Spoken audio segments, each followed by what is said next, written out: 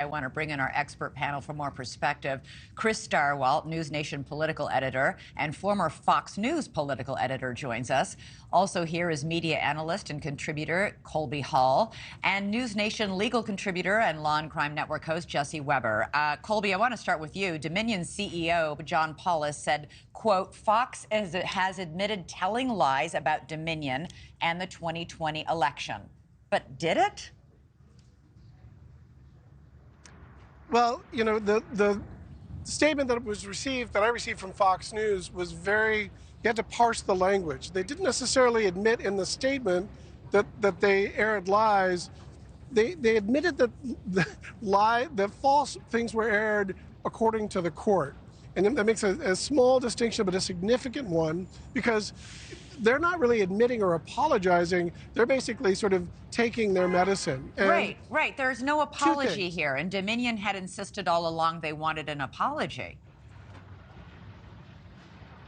Well, I think that was probably a negotiating tactic. I don't think Fox News and Rupert Murdoch are the sort to ever kind of give in to that apology, to admit they're wrong. This is about as far, and this is a significant thing for Fox News, to admit that there were lies that were aired on their broadcast as was defined. Again, this is it's a staggering amount of money, especially for this Dominion that, you know, makes $40 million a year.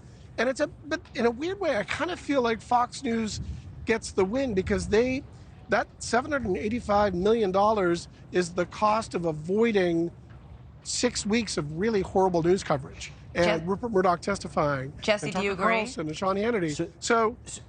So Colby, I'll actually say this. I agree with you, but I also think, Elizabeth, Dominion won this lawsuit without even having to go to trial, because they not only did they get a staggering amount of money, but what happened leading up to this?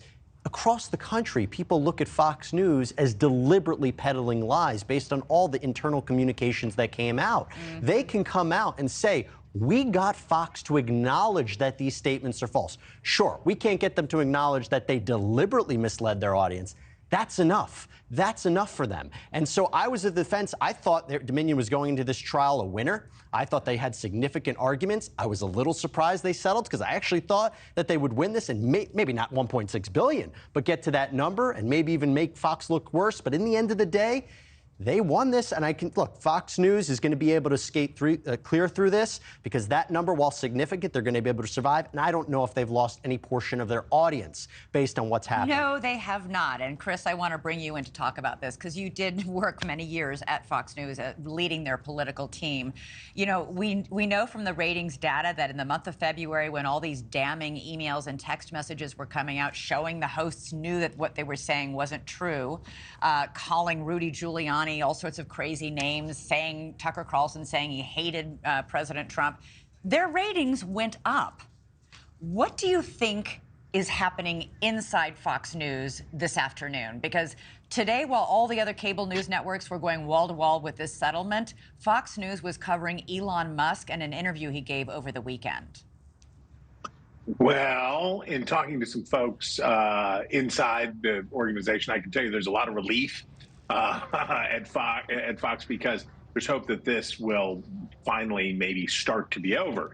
We have to remember there's another lawsuit coming behind this from Smartmatic, which is going to I'm sure, be encouraged by this, that there's more to come. There's potential legal action from members of the board at Fox claiming mismanagement. So the troubles do continue, but I'm sure there is tremendous relief that for whatever this cost, that at least this chapter is closed. And what about any consequences inside Fox News? I mean, I just told you the ratings data, which is all positive. Their audience doesn't seem to care that their hosts have been exposed as liars.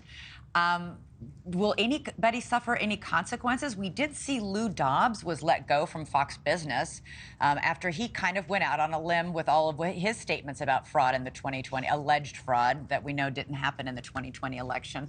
Any other consequences, do you think?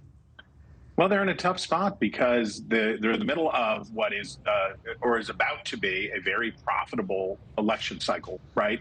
And they're about to be covering the Republican nominating contest, in which Donald Trump is a big part. And this is difficult because let's remember how they got here and how this problem arose, which is they eroded their news division.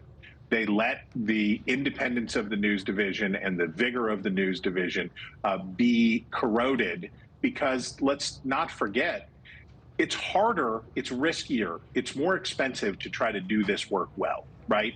To try to do this work well is harder. It's a lot easier, and the ratings are a lot more reliable if you just keep shoveling the horse pucky at people all the time and telling them exactly what they want to hear. Thank you for watching. Go to newsnationnow.com to find News Nation on your television provider. And don't forget to click the red subscribe button below to get more of News Nation's fact-driven, unbiased coverage.